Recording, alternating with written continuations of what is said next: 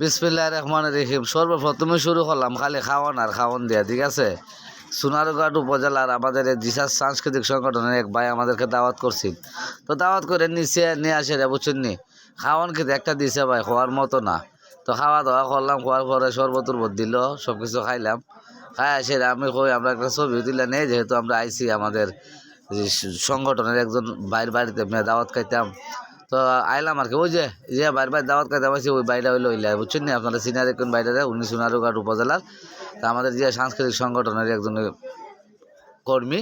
তো এলো জেলা সভাপতি জনাক আব্দুল আওয়াল ভাই, যার নেতৃত্বে আমরা গেছিলাম। আওয়াল ভাই গেছে, আর হচ্ছে আমাদের মাধবপুর উপজেলার থেকে আমি গেছি, আমার যুগ্ম সাধারণ সম্পাদক গেছে।